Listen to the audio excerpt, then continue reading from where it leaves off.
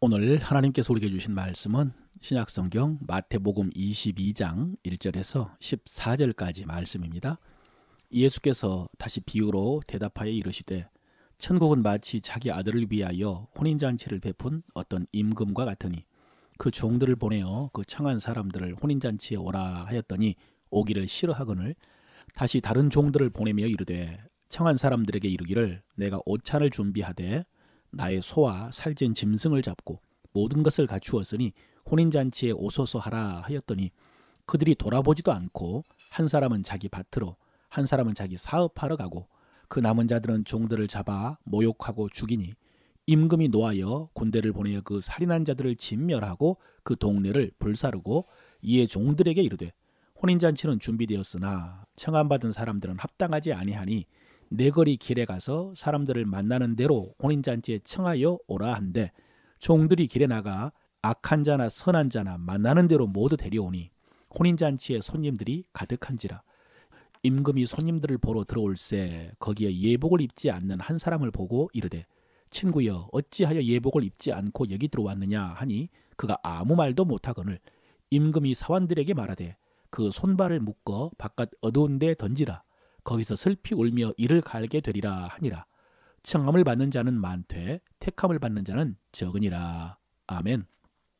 오늘도 성령님께서 여러분의 심령을 하나님의 은혜로 채우시고 여러분은 말과 행실로 그 은혜에 합당한 열매를 맺으시기를 바랍니다. 오늘 말씀은 혼인잔치의 비유라고 할 수 있습니다. 임금이 자기 아들을 위하여 혼인잔치를 베풀었다고 했습니다. 이스라엘에서는 결혼식 전에 사람들에게 초청장을 보내서 혼인잔치를 알리고 그 참석 여부를 확인합니다. 그리고 결혼식이 다가왔을 때 다시 사람들을 보내가지고 잔치가 준비되었으니 오십시오 이렇게 초청을 합니다. 이것이 참석할 손님들에 대한 예의입니다. 그러면 손님들은 특별한 일이 없으면 참석을 해야 합니다. 왜냐하면 미리 약속을 한 상태이고 그 사람이 참석할 줄 알고 잔치를 준비했기 때문입니다. 그런데 오늘 본문에 보면은 그 청함을 받는 사람 중에 오기를 싫어하는 사람이 있었습니다. 그래서 임금은 다시 종들을 보내서 잔치에 초청했습니다. 그러나 그 사람들은 종들을 무시하면서 각자 자기 일에 바빴고 어떤 사람들은 종들을 잡아 모욕을 주고 죽였다고 했습니다. 비유입니다. 그래서 임금은 노하여 군대를 보내 그 동네를 불사르고 처음에 청함받지 못한 사람들, 악한 자나 선한 자나 다 데리고 와서 잔치에 손님이 가득 찼다는 그런 내용입니다.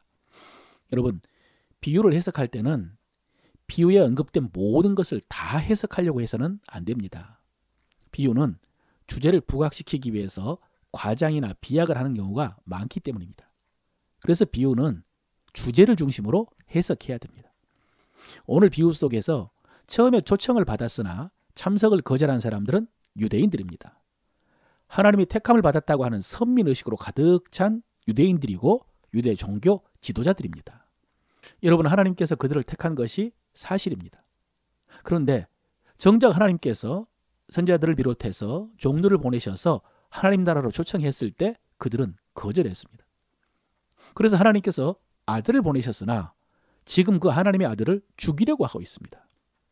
여러분, 이 유대인들과 종교 지도자들이 하나님의 초청을 거절하자 대신 초청을 받은 사람들이 그동안 예수님을 따랐던 세리와 창기와 죄인들입니다. 그리고 하나님을 알지 못했던 이방인들입니다. 이 말씀을 신학적으로 보면은 결국 복음이 유대인, 종교인들을 떠나서 죄인과 이방인들에게 전해질 것을 말씀하신 것입니다. 그리고 또 한 가지, 이것이 본 비유의 핵심 내용이지만은 이 말씀 속에는 하나님의 마음과 우리의 사명이 들어 있습니다. 잔치를 채우라라고 하신 하나님의 마음입니다. 오늘 본문에 나오는 종들은 처음에 초청받은 사람들이 오지 못하겠다라고 했을 때 내거리로 가서 사람들을 만나는 대로 잔치에 초청하라는 주인의 명령에 따라서 나가서 만나는 사람들을 데려와 잔치를 채웠습니다. 여러분, 이런 종들의 충성스러움 때문에 오늘 저와 여러분이 이 천국 잔치 자리에 앉아있다는 사실을 아십니까?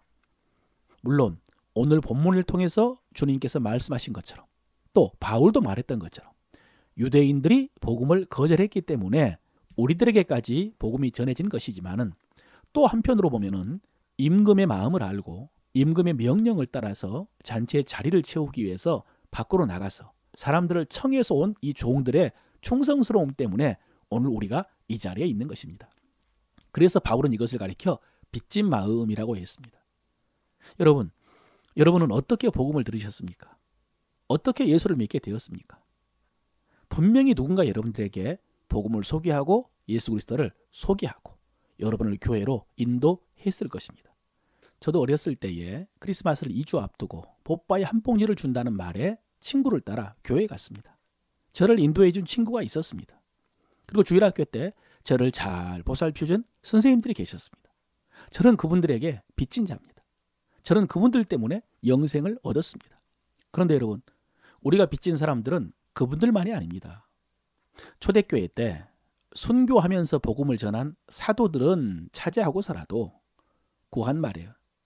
태평양을 건너서 우리나라에 와서 복음을 전해준 선교사님들, 이곳에 와서 복음을 전하다가 어린 자녀들과 함께 묻힌 선교사님들, 나는 웨스터민스터 사원에 묻히기보다 한국에 묻히기를 원하노라 라고 했던 할버트 선교사, 나에게 1000개의 생명이 주어진다고 해도 그 모두를 한국에 바치리라 라고 했던 캐드릭 선교사님, 이런 선교사님들에게 진 빚을 우리가 어떻게 갚겠습니까? 그것은 우리도 똑같이 본문에 나오는 충성스러운 종이 돼서 빈 자리를 채우기 위해서 최선을 다하는 것입니다. 마지막으로 잔치에 손님들이 가득하게 되어서 임금이 손님들을 보러 들어왔는데 예복을 입지 않은 사람이 있어서 그 사람은 잔치에서 쫓겨났다는 그런 이야기가 있습니다. 여러분, 여기서 잠깐 신학적인 말씀을 드리겠습니다. 지금 우리가 읽고 있는 이 마태복음이 오늘 우리에게는 성경이지만은 처음에는 마태가 연관된 교회 공동체에서 가르치던 가르침이었을 것입니다. 이것을 신학에서는 마태 공동체라고 합니다. 마태가 복음을 전하고 마태가 세운 교회라고 할 수도 있습니다. 여러분, 이 마태 공동체는 지금까지 우리가 마태 복음을 통해서 알 수 있었던 것처럼 유대인 중심의 공동체였을 가능성이 많습니다. 마태 복음이 유대인을 위한 복음서이지 않습니까? 그러나 또 이방인 성도도 분명히 있었을 것입니다. 이들 마태 공동체 성도들은 오늘 예수님의 이 비유를 통해서 복음이 자기들에게 어떻게 전해졌는가 그것을 알았을 것입니다. 처음에 잔치에 초청받은 사람이 있었지만 그들이 거절함으로 자신들이 초청을 받은 것입니다. 종교적으로 율법적으로 보면은 자신들보다 더 자격 있는 사람들이 있었고요. 또 이방인 성도들 입장에서는 유대인들이 우선이었지만 그들이 거절했기 때문에 복음이 자신들에게까지 전해진 것을 알았을 것입니다. 그래서 이것이 그들에게 복음이었던 것이죠. 그런데 이 이야기가 여기서 끝나지 않고 예복에까지 이어진 것은 그렇게 자격이 없는 사람이 선을 행하는 자나 악을 행하는 자나 다 은혜로 구원받아서 천국 백성이 되었다면 이제는 천국 백성이 합당한 행위가 뒤따라야 된다는 의미입니다.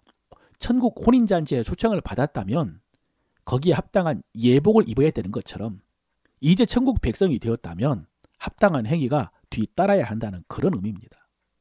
골로새서 3장 12절에 이런 말씀이 있습니다. 그러므로 너희는 하나님의 택하시고 거룩하시고 사랑하신 자처럼 긍휼과 자비와 겸손과 온유와 오래 참음을 옷 입고, 이런 말씀입니다. 우리는 우리에게 어울리는 옷을 입어야 하듯이 우리 믿음에 합당한 행위를 가져야 됩니다. 성도라는 의미에 합당한 행위를 가져야 됩니다. 지금 마태는 공동체 일원들에게 그것을 경계하고 있는 것입니다. 여러분, 이것이 신앙에 있어서 믿음과 행위와의 관계입니다. 우리는 분명히 행위를 통해서 자격과 공로로 구원받은 것은 아닙니다. 우리는 오직 은혜로 믿음으로 구원받았습니다.